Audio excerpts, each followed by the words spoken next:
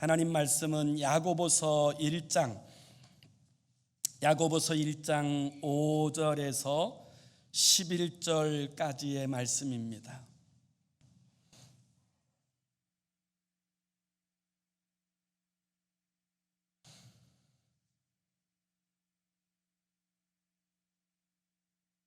야고보서 5장 1절에서 11절까지 우리 다 찾으셔서 함께 읽습니다. 시작. 너희 중에 누구든지 지혜가 부족하거든 모든 사람에게 후히 주시고 꾸짖지 아니하시는 하나님께 구하라. 그리하면 주시리라. 오직 믿음으로 구하고 조금도 의심하지 말라. 의심하는 자는 마치 바람에 밀려 요동하는 바다 물결 같으니 이런 사람은 무엇이든지 주께 얻기를 생각하지 말라. 두 마음을 품어 모든 일에 정함이 없는 자로다. 낮은 형제는 자기의 높음을 자랑하고 부한 자는 자기의 낮아짐을 자랑할지니 이는 그가 풀의 꽃과 같이 지나감이라. 해가 돋고 뜨거운 바람이 불어 풀을 말리면 꽃이 떨어져 그 모양의 아름다움이 없어지나니 부한 자도 그 행하는 일에 이와 같이 쇠잔하리라. 아멘.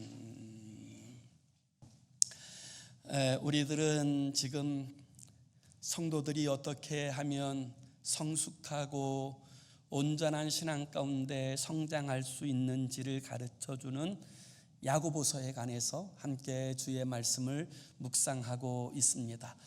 오늘은 야고보서 두 번째 시간으로 성도들이 온전히 성숙하고 또 바른 신앙 가운데 살아가기 위해서 꼭 필요한 참된 지혜가 무엇인지 이 부분에 대해서 우리가 함께 주의 말씀을 통하여 묵상하기 원합니다. 제가 어느 글에서 읽었던 글의 내용인데요, 우리나라가 지금은 전 세계에 가장 큰 배, 많은 배를 만드는 조선 생산국 1위가 되어진 배경에 대해서 이런 글을 써놓았더라고요. 우리나라가 정말 찢어지게 가난했던 그 시기를 조금 벗어난 1971년 9월에 현대그룹의 정주영 회장이 박정희 대통령의 명을 받아서 조선소 사업을 하기 위해서 도전하게 되어졌던 그 배경을 설명하고 있는데요.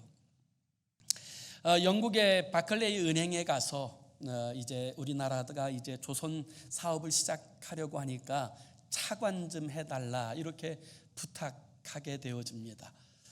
그런데 이 은행에서는 어떻게 그냥 차관해 주겠어요? 그래서 배를 수주 받아오면 그것에 근거해서 차관해 주겠다 이렇게 이야기하고 조건을 걸고 돌려보내었지요. 이 정 회장이 그 얘기를 듣고는 은행에 가장 영향력 있는 사람이 누군가를 살펴보니까 AMP의 오픈도어라고 하는 회사를 운영하는 롱바톰이라고 하는 사람이라는 것을 알고는 그를 찾아갑니다. 이 롱바톰을 찾아가서 우리에게 좀 차관을 해줄 수 있도록, 은행이 차관을 대줄 수 있도록 좀 도와달라, 그렇게 간곡하게 부탁을 하자 이 롱바톰 회장이 이렇게 이야기합니다. 아니, 어떻게 당신들을 믿고 그렇게 차관을 해달라고 제가 요청할 수 있습니까? 당신들이 가지고 있는 기술력이 있습니까? 아니면 한 번이라도 조선소 사업을 해보신 경험이 있습니까? 무엇에 근거해서 차관해달라고 요청하는 겁니까? 이렇게 이야기하더라는 거예요. 그 얘기를 듣고는 이 정주영 회장의 머리에 번뜩 지혜가 떠오르더랍니다. 그래서 자기 지갑을 열어서 그 당시에 500원짜리 지폐에는 거북선이 그려져 있었는데 그 지폐를 내보이면서 이렇게 이야기했다고 합니다. 우리나라가 이 철갑선을 만든 지가 당신네들보다 300년이나 앞섰어. 우리는 1500년대에 이 철갑선을 만들던 그런 민족이었는데 이 쇄국 전체 때문에 우리가 잠시 보류되어진 것이지 그 능력이 어디 가지 않았다고 설득하였습니다. 그 재치 있는 말에 이 롱바텀 회장이 너무 감동이 되어서 자신이 최대한도로 도와주겠다 이런 요청을 받고는 또다시 그 당시에 선박 왕이라고 불려지는 오나시스의 처남인 리버노스를 찾아갑니다. 그리고는 소나무 몇 개와 초가집 몇 개가 있는 미포만의 그 사진을 그에게 보여주면서 우리가 이곳에 세계적인 조선소 사업을 시작하려고 한다.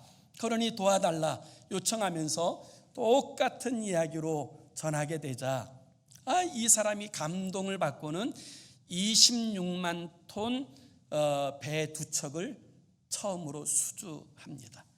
그래서 그것에 근거해서 우리나라의 조선소 사업이 시작되었고 지금은 전 세계에서 가장 큰 조선소 사업을 하는 세계 1위의 나라가 되어질 수 있었던 거지요. 그래서 지금 이렇게 세계 제1위의 조선 사업을 하는 나라가 될 수 있었던 배경에는 이 정주영 회장의 지혜를 빼놓고 이야기할 수 없다, 이런 칼럼의 내용이에요. 저는 오늘 우리가 살아가는 성도들의 삶의 자리에서도 이 지혜가 너무 필요하고 중요하다고 믿습니다. 지혜가 없으면 복되게 살 수 없고, 정말 지혜가 없으면 하나님의 영광을 드러내는 그런 삶을 절대로 살 수 없습니다. 그래서 성도들이 정말 사모해야 될 것이 뭐냐? 그것이 바로 지혜라는 거예요. 그런데 성경은 이 참된 지혜는 여호와를 경외함에서부터 시작되는 것이라고 분명하게 말씀하고 있습니다. 우리가 이 참된 지혜를 가지고 살아가는 인생이 되려면 우리가 어떻게 행해야 될까요? 우리가 이 성숙에 관한 부분들을 묵상하고 있는데, 여러분, 이 성숙은 지혜와 가장 밀접한 관계를 가지고 있습니다. 다시 말하면 지혜 있게 행동하는 사람을 우리는 성숙한 사람이라고 이야기합니다. 반대로 지혜 없이 행동하는 사람을 우리는 미숙한 사람이라고 이야기하는 것이지요. 오늘 본문은 우리가 참된 지혜를 갖기 위해서 배워야 될 아주 중요한 3가지의 사실을 우리에게 말씀하고 있습니다. 그 첫 번째는, 참된 지혜는 지혜의 필요성을 절감하는 데서부터 시작되는 거예요. 지혜가 얼마나 필요한지 아는 것, 여기에서부터 이 지혜의 삶은 시작되어진다, 그렇게 이야기할 수 있는 것입니다. 지혜가 필요한지 필요하지 않은지도 알지 못하는 사람들이 지혜롭게 사는 것은 불가능하기 때문에 그렇습니다. 그래서 지혜는 나는 너무너무 부족하여서 하나님이 주시는 지혜 없이는 살 수 없다, 이 지혜에 대한 간절함, 정말 필요성을 절감함에서부터 이 지혜의 사역은 시작된다, 이렇게 이야기할 수 있다는 거죠. 우리 한번 다 같이 5절의 말씀을 다시 한번 봅시다. 5절 말씀 우리 같이 읽습니다. 시작. 너희 중에 누구든지 지혜가 부족하거든 모든 사람에게 후히 주시고 꾸짖지 아니하시는 하나님께 구하라. 그리하면 주시리라. 지혜가 부족해서 구하는, 여기서부터 이 지혜의 삶은 시작되는 것이다 말씀하시는 거지요. 여러분, 우리가 지혜하면 제일 먼저 떠오르는 사람이 누구예요? 솔로몬이죠. 솔로몬은 어린 나이에 왕이 되었습니다. 그 아버지 다윗의 신앙을 본받아서 하나님께서 맡겨주신 그 백성들을 잘 섬기고 이끌고 싶은데 이 지혜가 부족하다, 지혜가 꼭 필요하다, 이런 마음을 가지고 그가 하나님 앞에 나아가서 1000번제를 드립니다. 이 1000번제를 드리며 하나님의 은혜를 사모하고 열망하였을 때 하나님께서 꿈속에 나타나세요. 그리고 이렇게 묻습니다. 내가 너에게 무엇 해줄까? 그때 솔로몬은 꿈속에서라도 이 하나님의 음성이 들려오자 당장에 이렇게 말합니다. 저에게 지혜를 주옵소서. 백성들의 말을 다 알아듣고 바로 행할 수 있는 그 지혜를 달라고 구합니다. 열왕기상 3장 7절에 보면 그는 이렇게 이야기해요. 나의 하나님 여호와여, 주께서 종으로 종의 아버지 다윗을 대신하여 왕이 되게 하셨사오나 종은 작은 아이라 출입할 줄 알지 못하고, 이렇게 이야기합니다. 이 솔로몬은 자신을 뭐라고 표현하냐면 종은 작은 아이입니다. 이 작은 아이라는 말은 능력이 없다는 거예요. 감당할 힘이 없다는 거예요. 그리고 심지어 뭐라고 이야기합니까? 출입할 줄도 모릅니다. 이게 솔로몬이 하나님 앞에 고백하는 고백의 내용이에요. 그래서 하나님께서 지혜를 주시지 않으면 주님께서 내게 맡겨주신 이 백성을 내가 이끌어 간다는 것이 전혀 불가능합니다. 그렇기 때문에 하나님 저에게 지혜를 주옵소서, 이렇게 구하였던 거예요. 여러분,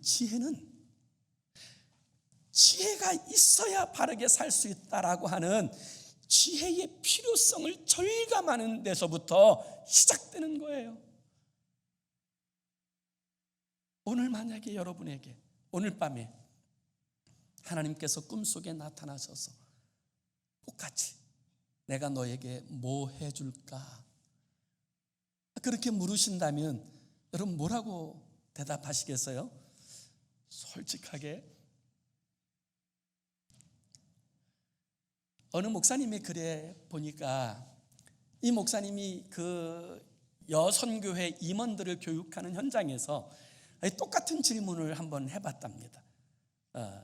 여러분 만약에 오늘 하나님께서 여러분에게 나타나셔서 너에게 뭐 해줄까 딱 한 가지만 이야기하라. 그러면 뭐 해줄까? 그럴 때 뭐라고 대답하실래요? 그랬더니 충격적인 이야기를 들었다는 거예요. 이 목사님이. 이 말씀하시는 분 대부분이 돈 이야기만 하시더라는 거예요. 심지어는 뭐라고 표현하냐면 돈벼락 맞게 해달라고. 어떤 분은 한술 더 떠가지고 돈에 깔려 죽었으면 좋겠다고. 그래서 이 목사님이 이 글에 뭐라고 썼냐면, 우리 교회 성도들이 이렇게 세속적일지 몰랐다. 이렇게 고백하고 있는 그 글을 읽었는데요. 여러분, 우리가 이 땅을 살아가는 데 있어서 정말 필요한 것은요, 돈도 필요하고 건강도 필요하고 다 필요하지만 무엇보다도 필요한 것이 지혜인 줄로 믿습니다. 여러분, 이 사실을 분명히 아는 것, 이게 지혜예요. 그래서 이 솔로몬이 하나님 앞에 지혜를 달라고 하였을 때 이 말이 하나님의 마음을 감동시켰어요. 그래서 하나님께서 뭐라고 말씀하세요? 네가 너의 생명을 위해서 부귀도 구하지 않고 장수도 구하지 않고 이웃나라도 구하지 않고 내가 너에게 맡겨준 그 일 잘 감당하겠다고 지혜를 구하니 이 고백이 내 마음에 너무 맞다.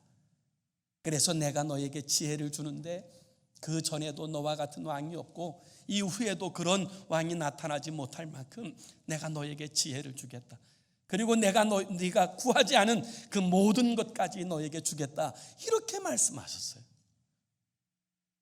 오늘 우리가 이 땅을 살아가는 데 있어서 하나님의 영광을 위해서 복되게 살아가려면 우리에게 무엇보다도 지혜가 필요하다. 이 지혜의 필요성을 절감하는 것, 이것이 지혜의 출발이 되어지는 거예요. 지혜로운 사람은 지혜가 필요하다고 생각하고 미련한 사람은 난 다 안다, 지혜 하나도 안 필요하다, 이렇게 생각하고 살아가는 사람들이 미련한 사람이에요. 참된 지혜의 두 번째는 지혜의 원천이 하나님이신 것을 아는 것, 그게 지혜예요. 지혜의 원천이 하나님이시다. 그래서 오늘 본문 5절에서 8절까지 다시 한번 봅니다.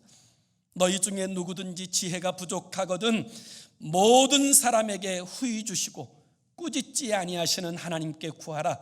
그리하면 주시리라. 오직 믿음으로 구하고 조금도 의심하지 말라.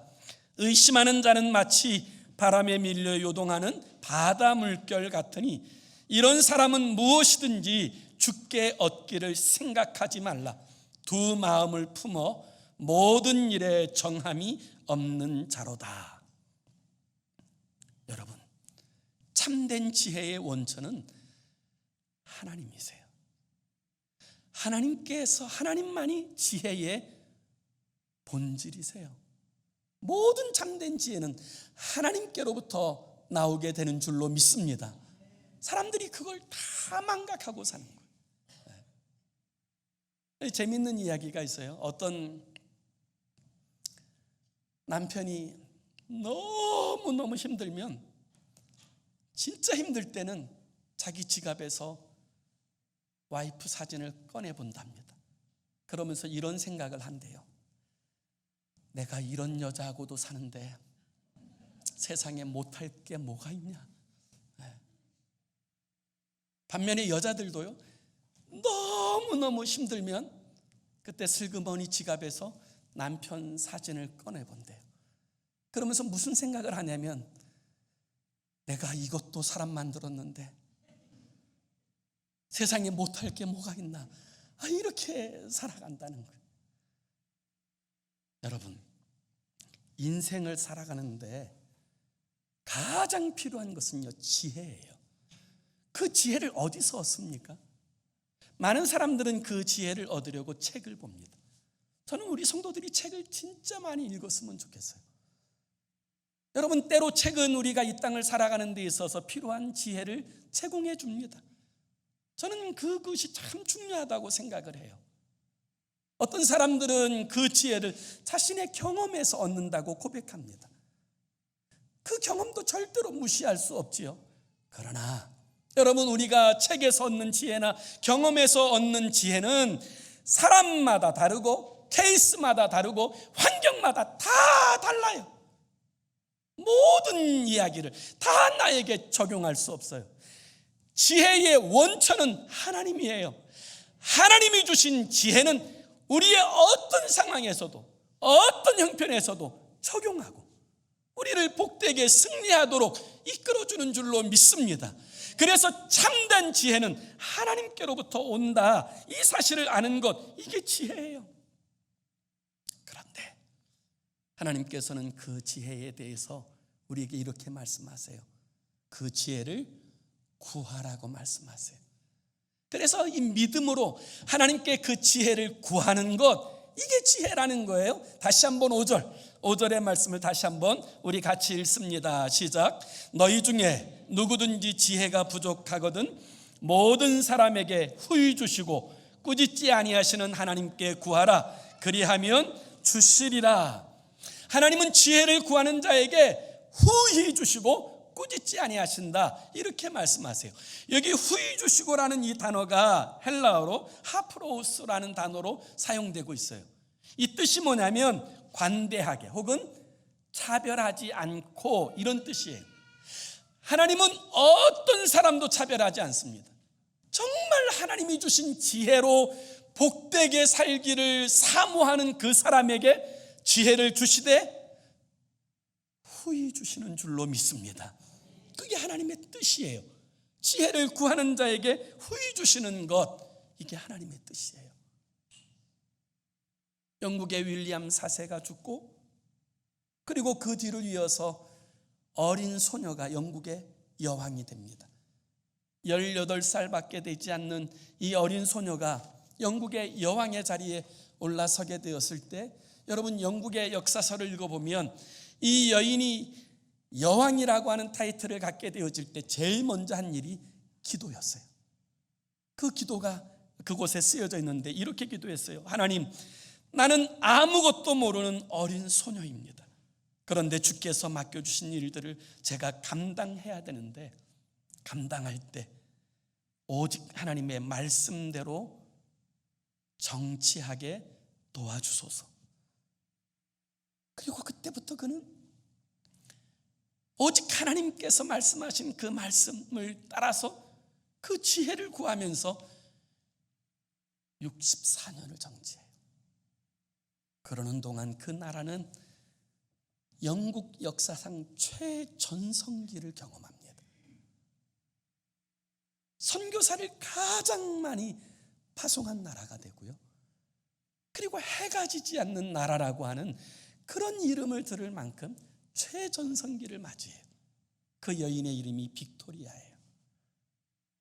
한 번은 이 빅토리아 여왕이 아프리카에 갔을 때 아프리카의 큰 민족을 이끄는 한 추장이 그 빅토리아 여왕에게 이렇게 질문하였어요.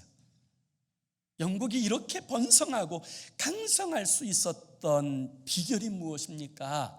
물었을 때 이 빅토리아는 자신의 백에서 자신이 늘 읽던 낡은 성경책을 꺼냈습니다. 그리고 이렇게 이야기했어요.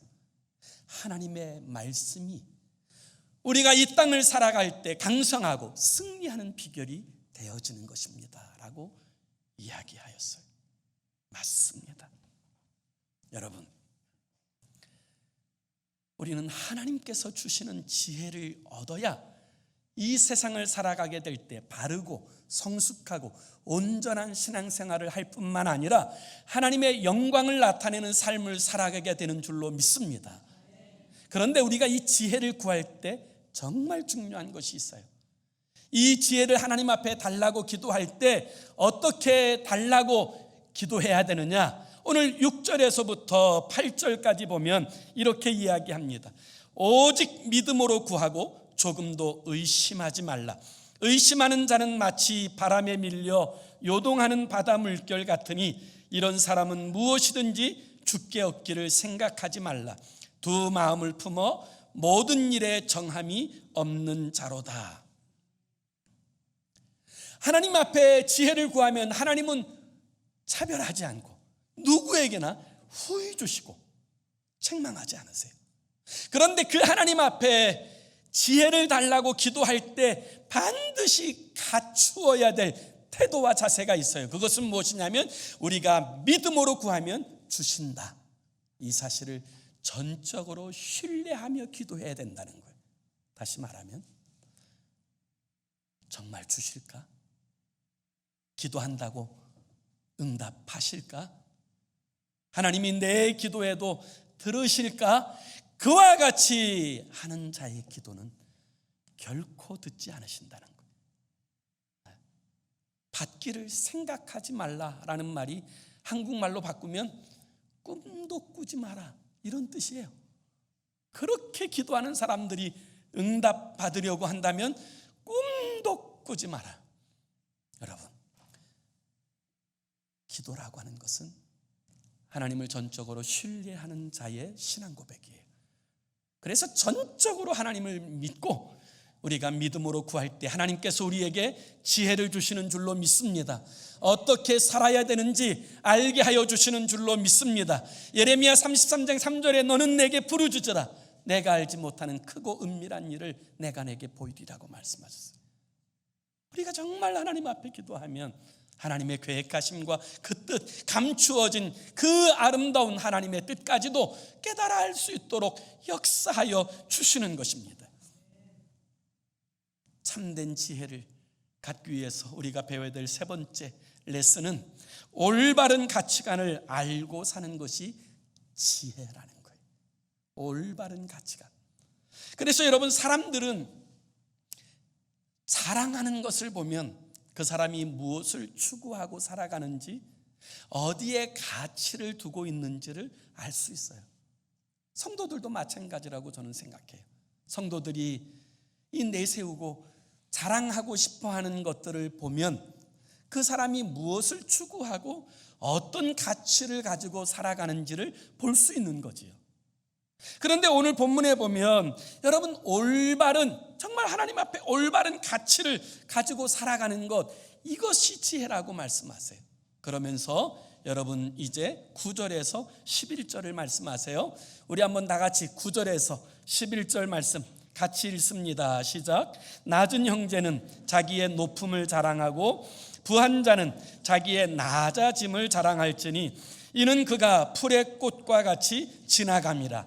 해가 돋고 뜨거운 바람이 불어 풀을 말리면 꽃이 떨어져 그 모양의 아름다움이 없어지나니 부한 자도 그 행하는 일에 이와 같이 쇠잔하리라. 아멘. 자, 이 두 부류의 사람을 이야기하는데 하나는 낮은 형제의 이야기가 나와요. 낮은 형제는 자기의 높아짐을 자랑하라 이렇게 표현하는데, 여기에 낮은 형제라고 말할 때 낮은이라는 이 단어가 헬라어로 타페이노스라는 단어가 사용되고 있어요. 이 말은 뭐냐면 땅에 붙어 있다, 밑에 붙어 있다, 이런 의미를 가진 단어예요. 이게 좀 은유적으로 표현하게 되면 좀 비천한 혹은 보잘것없는 이런 이제 의미를 가진 용어이죠. 그래서 한마디로 말하면 내세울 것이 하나도 없는 사람, 이 사람을 낮은 형제라고 표현해요. 그런데 이 내세울 것이 하나도 없는 형제들에게 뭐라고 말하냐면 너희의 높음을 자랑하래요. 아니, 내세울 게 하나도 없는데 무슨 높음을 자랑할 것이 있습니까? 여기서 말하는 이 높음이라고 하는 것이 가지고 있는 의미는 새로운 신분으로서의 그 높음을 표현하는 거예요. 다시 말하면 예수 그리스도를 믿음으로 하나님의 자녀가 되고 영광스러운 하나님의 나라의 유업을 이을 자가 되어진 그것을 자랑하는 자가 되라는 거예요. 세속적인 것들 때문에 기죽지 말고, 그것 때문에 좌절하고 낙심하지 말고, 너희의 존재성, 너희가 비록 지금 노예라 할지라도, 비록 지금 비천하고 그 낮은 자리에 있을지라도 너희는 본질상 하나님의 자녀요 영광스러운 기업을 가진 자이니 그 높음을 자랑하라는 거예요. 그래서 오늘날 여러분 예수 믿는 사람들은요, 때로 어려울 때 있습니다. 때로는 우리가 세상 사람들보다 더 비천하게 여겨질 때 있습니다. 그때 우리가 가져야 될 마음이 뭐냐면 우리는 저들과 비교할 수 없는 영광스러운 하나님의 자녀이다, 그리고 영원한 기업을 이을 자이다. 여러분, 이 부분에 대한 거룩한 자부심을 가지고 살아야 될 줄로 믿습니다. 그게 높음을 자랑하는 거예요. 반대로 부한 자들, 지금 모든 게 다 내 뜻대로 다 되어지고 형통하고 모든 것이 이보다 더 좋을 수 없다라고 생각하며 살아가는 이 부한 자들에게는 오히려 낮음을 자랑하라고 이렇게 말씀하세요. 부하게 되고 내 뜻대로 다 잘 되어지는 것 같을 때 위기가 옵니다. 어떤 위기가 오냐면 그는 교만하여져서 낮음이 무엇인지를 몰라요. 개구리가 올챙이 쪽 생각하지 못한다는 말처럼 여러분 정말 잘 되고 부하게 되면 여러분이 낮음의 의미를 망각하고 살아요. 그때 이 부한 자들이 반드시, 부한 성도들이 반드시 기억해야 될 것은 하나님이신 예수님이 얼마나 낮아지셨는지, 왜 낮아지셨는지, 이 낮아짐의 이 신비를 알아야 그가 거룩한 영성을 붙들고 살아가는 인생이 되어지는 줄로 믿습니다. 그래서 이 부한 자들은 낮음을 자랑하는 자리에 서 있어야 되는 거예요. 다시 말하면 지금 잘 되면 더 겸손해지셔야 돼요. 나 아무 문제 없다 그럴 때 여러분 정말 스스로 자신을 낮추고 겸손하게, 우리 주님께서 스스로 그 가장 낮은 곳에 임하신 것처럼 낮아지게 될 때 하나님의 은혜가 계속 머물게 되는 줄로 믿습니다. 이게 너무너무 중요해요. 여러분, 성도들은 올바른 가치를 가지고 살아야 돼요. 그게 지혜예요. 세상 사람들이 추구하는 가치가 내 가치가 되는 것, 이게 지혜가 아니고, 세상 사람들이 보기에 좋은 것, 여러분 그것을 따라가는 것이 지혜가 아니고요. 여러분, 하나님께서 우리에게 허락하신 이 거룩하고 올바른 가치를 붙들고 살아가는 것이 참된 지혜예요. 저는 젊었을 때